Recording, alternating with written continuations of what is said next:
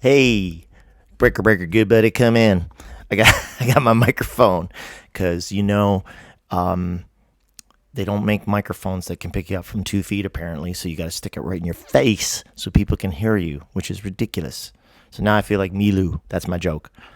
Hello, I am Milu. I am clairvoyant. I don't use cards. Okay, sorry. I like Milu. He's great. His readings are awesome. So pardon my terrible Milu impression or the fact that I did one at all. Blessings to Milu. Okay, lots of good stuff. Ready? Here we go. Okay, also, remember this stone for the end of the video. Okay. I just had a squirrel jumping on my screen, on the screen of my apartment, because one time I accidentally left the door open and Ellie the squirrel's son, discovered where the nuts are. So he came in and helped himself. He came out with a big ass walnut in his mouth. And I just, it was just great. It was so funny. Okay. But hey, I got an Ellie update.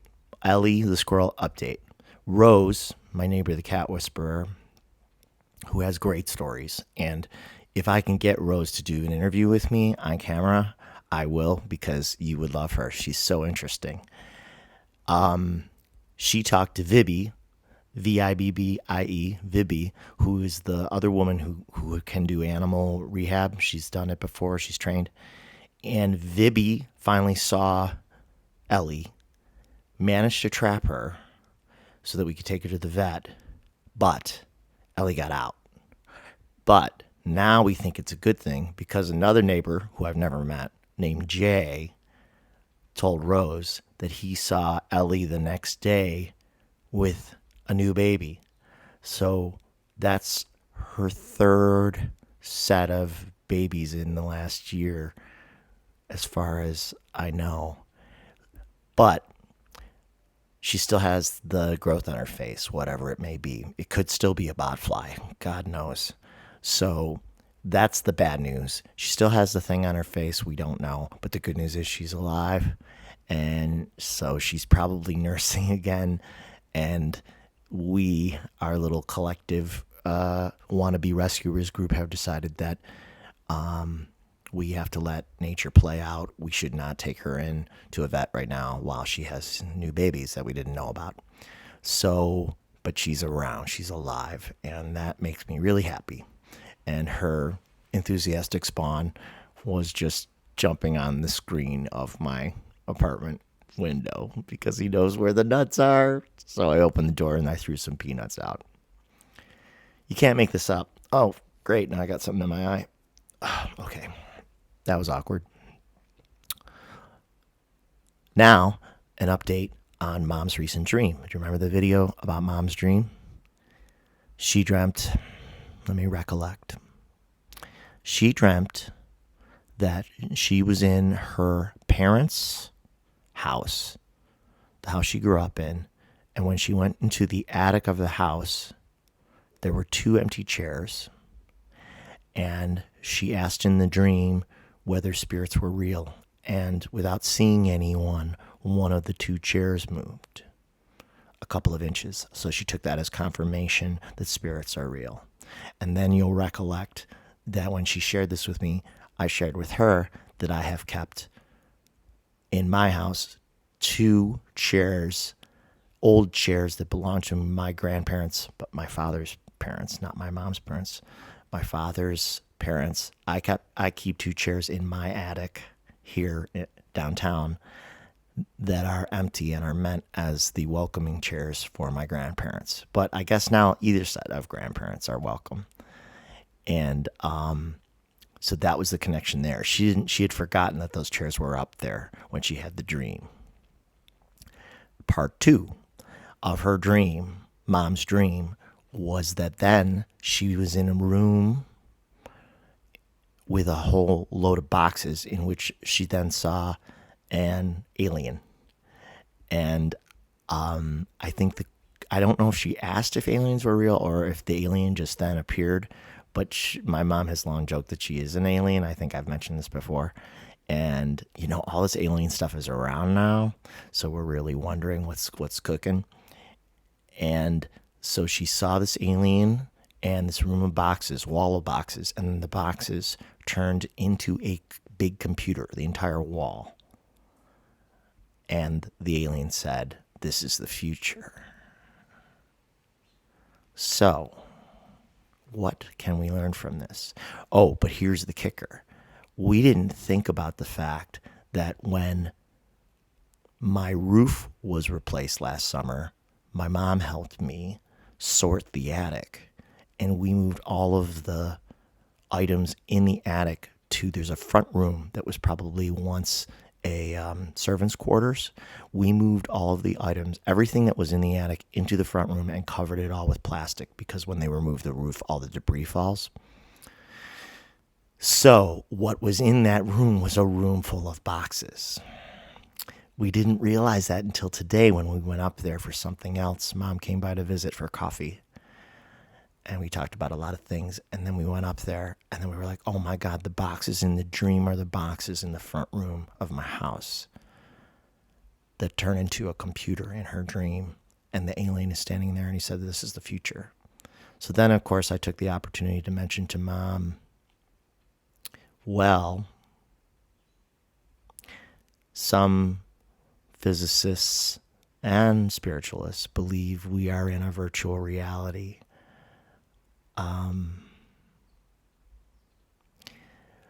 What does that mean to be in a virtual reality? Let's talk about that. A virtual reality, excuse me, I'm sorry, I had to, allergies. A virtual reality is still a reality. It's real to us because we're in it, okay?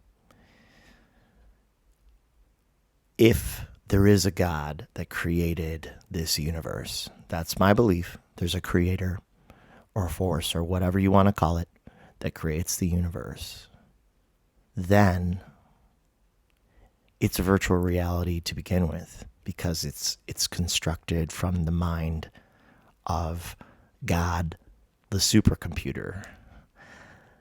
I have a concept that I've been working on for the next book, that God is like a supercomputer, except married to a creative artist.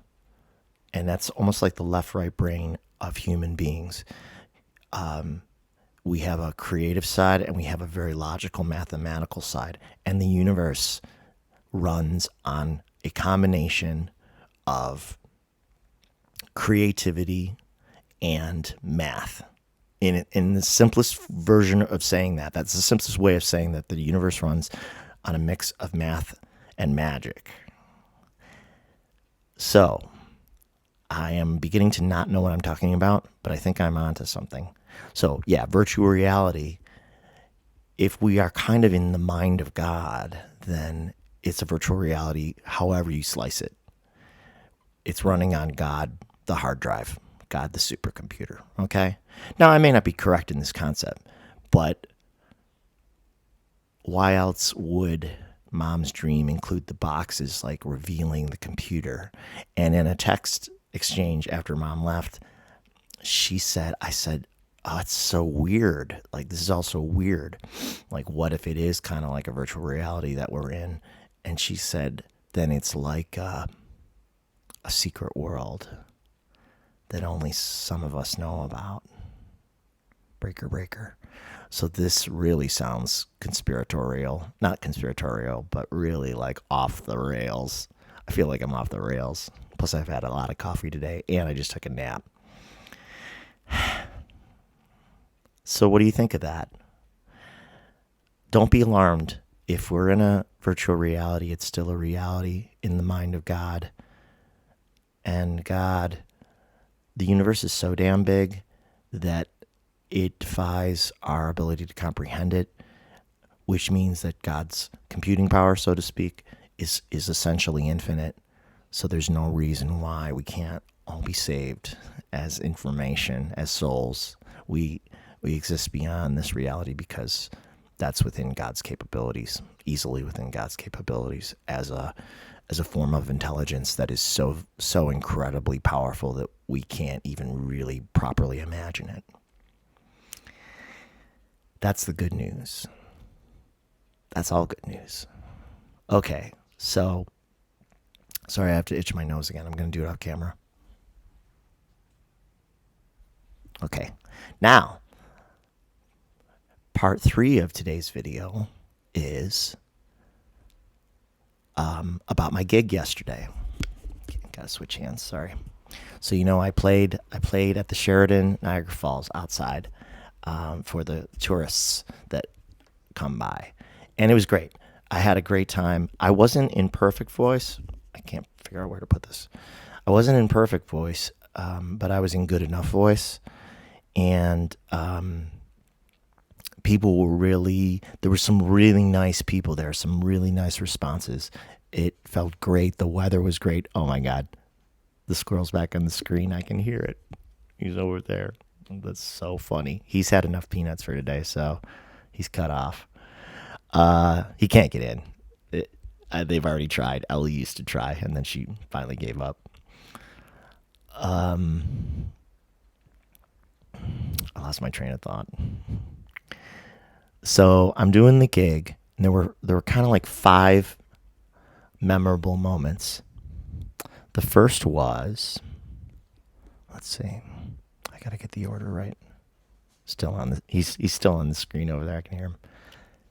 That's it for today. You gotta go away now. You gotta go get food elsewhere.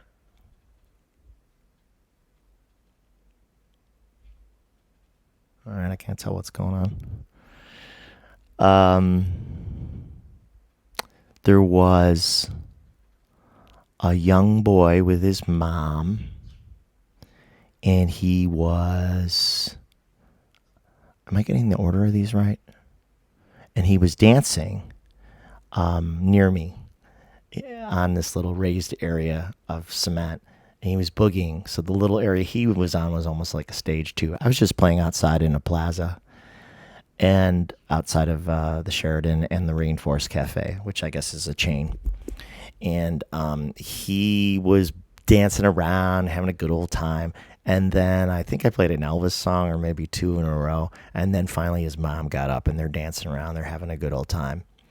And then I started to talk to him because he had a little toy in his hand. And when I talked to him, he kind of like reacted like I broke I broke through the 4th wall, where he had maybe thought I don't mean to say he didn't think I was real, but like I wasn't real to him until I like broke that 4th wall that they talk about with performance, where the 3 walls of the stage are behind the performer, but the 4th wall is the wall between the performer and the audience that doesn't usually get broken, because you usually don't directly address an audience member, but I like to do that especially when kids are around, because it's fun. So I ended up talking to him, and his name was David, and he had a little toy bird in his hand, and I said, "Oh, you got a bird? What's your bird's name or whatever?" And so he's like, he was like deer in the headlights then, because I had engaged him, and I said, "Oh, let's call him Bobby Bird or whatever," and he tried to give me his toy, and I said, "No, thank you, I really appreciate it, but you keep it." So that was really fun. So hopefully that was memorable for him and his mom. Oh, actually, but the thing that happened before that, I'm out of order already. That's okay. So that was number 2. But number 1 was this family from Florida. I think it was multi-generations, looked like 3 generations. They were watching me from some patio chairs out there.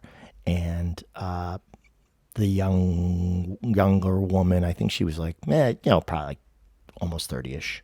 She was bopping around and like dancing a little bit and digging it and being very giving me really positive feedback, and she really enjoyed it. And then she's like, "Can I take?" And I was like, "Oh, where do you guys live?" And I said, "Oh, Pensacola." And I said, "Oh, how's the weather in Pensacola right now?" And, "Oh, it's hot," and da da da. I talked about how I'd been to Key West the one time and really liked it because it was in December and it was a great break from Buffalo winter. And then she's like, can I get a photo with you? And I'm like, sure. So she comes up and we do a photo, both of us with our thumbs up, and it was just really cute. So that was nice. Then the third thing that happened, there was another kid, and this time the kid saw me from a distance in the plaza, and he was. I've seen this before because I've played a lot of farmers markets over the years where there are children around, and like when it's like the first time it may be the first time they've ever seen a musician that close, like so they just like they get engrossed. Like I'm watching their brains processing basically, and it is such a treat. And this little boy had beautiful blue eyes. He was really pretty young boy or handsome young boy, however you would say it. And he's coming closer all the time, and his parents are with them, and they're kind of like not sure how close how close he should be to me, like whether he's beginning to violate my space. But like as long as they don't actually like come up and try to, you know, interact with my guitar pedals and my microphone or anything. I don't care how close they get. They can get as close as they want. So I was like, oh yeah, it's okay. He can come close. And so he just was like mesmerized, and that is so much fun too, because you kind of you hope somewhere in the back of your mind you're making a memory for someone that it doesn't have to lead to anything. He doesn't have to take a guitar when he's 10. But hopefully it'd be nice to be in there someday when he goes, you remember, I don't know, like when we went to Niagara Falls on vacation or whatever, and or they ask him, hey, do you remember when we went to Niagara Falls and you saw that musician that you liked or whatever? I don't know. Maybe I'm making too much of it, but it was fun. It was really cute. Then it was I did 2 sets. It was a 3-hour show. I took a break in the middle. Then in the second set, I was on a kind of a side street where they don't allow parking, so I had to I unloaded all my equipment from the curb, but then I had to go park elsewhere. Well, these two guys, they were probably 35-ish. These two guys come down the block in an older car, like a regular size car, and they're right across from me, and they just stop, and they got the windows down, and they're just listening. So they're probably assessing whether they want to bother to come and, get out of the car and come and see me, but they're in a no parking zone. But they decide to park. So I kind of missed that part, but they decide to park, and I see them get out and they come to the plaza. And then not too long after that, there's a cop on the street. So I kind of go, hey guys, he might be looking at the cars. And so they go out, they move their car, but they come back. So they went and parked, and they were gone for like 10 minutes, and they come back to the plaza, and they're really digging it, and they're super enthusiastic and really nice. And they're like, oh man, you're great. You sound great. And then after the show, the one guy asked me for a guitar pick. And I said, oh, do you collect them? He's like, yeah, I like to play and da-da-da. And he, pointing to his buddy, he used to play too, but he doesn't play anymore. And there was something about them that I can't explain. I don't want to say, I want to be very careful now. I don't want to say it's not like they weren't real, but they were almost like not real. They were almost like characters, because they had a kind of innocence that I might associate with some of the young people. Well, they're not always young, but some of the people with mental disabilities that I've met over the years, friends of my brother, who are like sweet, like so sweet you can't even believe like that they exist. Like so kind, fundamentally kind. But these guys weren't mentally disabled because, well, obviously they drove there. So but they had a camaraderie that didn't appear to be like a romantic relationship, yet if you didn't know them, you could possibly mistake them for being gay, because they were like very not, they weren't projecting that typical masculinity, that mask, that pose, that masculine pose. They were real natural, and they were laughing and smiling and joking, and they were goofballs like me. They were goofballs like me. So no wonder they enjoyed my set. But it was weird because I couldn't figure out like what their deal was, so to speak. And they said they lived in Buffalo. So I told Mom about them when she came for coffee this afternoon, and she said maybe they were aliens in disguise. Oh my God! So we laughed about that because you know how some of the psychics say that. I think Sterling says that the aliens can shapeshift or project a different image than what they actually look like. I don't know if these guys were aliens. I'm not willing to go that far because this video's already gone far enough. But I'll tell you, it's possible. So that was funny. Now, the best, I guess you could say, is for last because when the show finished, a young girl of about, let's say, somewhere between 10 and 12. And again, this kid had a kind of glow. She was just so naturally like pretty and like emotion like her aura was pretty, and she was with her dad, and like immediately as soon as she came up to me and was smiling, like I was like, good vibes, right? And I'd like to think that when I perform that I'm putting out a good vibe. I'm really trying to communicate when I perform. You know, every gig is different. Sometimes it's hard to maintain a consistent level of energy for a 3 hour show with breaks, but I'm trying the best I can to be be worth seeing. Okay. So she comes up to me and she said, "Oh, were you the musician that played?" And because they must have been far away in the plaza, because the plaza was really long, so you could be all the way, you could be like a block away and still hear me. But I didn't recognize them because I'd kind of eyeballed everybody who was sort of in my vicinity, and she asked me if I had been playing, and I said yes, and she said, "Oh, we really liked it, and this and that, and can I give you this stone? Can I give you this?" And I looked at it and I said, "Yes. Where did you get it?" And she said she got it at one of the shops, because they're in Niagara Falls. So it was probably like a shop on the block. And I said, "Well, I've never seen," I said, "I don't have," well, I said, "I don't know what kind of stone this is, but it looks kind of like an amethyst." And I said, "If it's an amethyst, that's my birthstone." I said, "Because everybody has a birthstone for their month. Or maybe it's their sign. I don't know.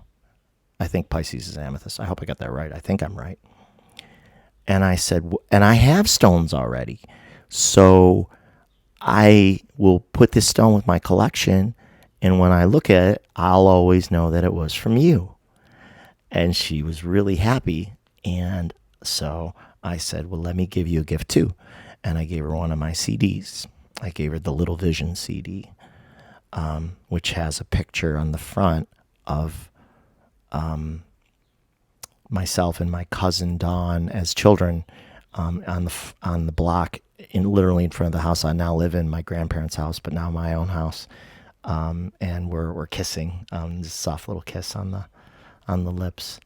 Maybe we were, I don't know, 4 or 5. It's a cute picture. You can look it up if you like on my website. What a plug that is, robfelgiano.com. I have all the CDs on there too. And that record's called Little Vision. That's the cover I'm talking about. And so she and her dad went away, and they went away happy, and I was happy too. And I thought, kind of like mission accomplished for the day, you know? It felt good. So I thought I would share it with you because it's a lot of good juju in 24 hours. So I love this stone. I really like the colors on it. If anybody knows for sure whether it's an amethyst, please let me know. And yeah, I will. I'll remember that moment, and hopefully she will too. So that's all for today. I hope you're doing well. I'm trying to think if there are any other questions people have asked me recently that I haven't answered, but I think I'm up to date. So hopefully Ellie is going to be okay taking care of her babies. That's what we hope. And I'll keep updating you as we go. Thanks for your prayers for her. Also, let's keep, please, saying prayers for the world to overcome COVID, because with only 10% of the global population vaccinated so far, it's going to be a long haul for other countries, and even other civilized countries, like Australia. We know from the readers, some of them are only getting their vaccines now because their prime minister is apparently a dingbat like 45. And those people, they need to go. They need to go. Their time is hopefully coming to a close for a better world with better people in it, a better future. So let's keep praying for them to overcome COVID towards the better world, towards the better future. Okay? So yeah, let's not go downbeat. Let's stay upbeat. Thanks very much for watching. I really appreciate it. I appreciate your comments and feedback and support. It's really nice. It's very kind, and I'm grateful for our little intimate community. Okay, take care. See you soon.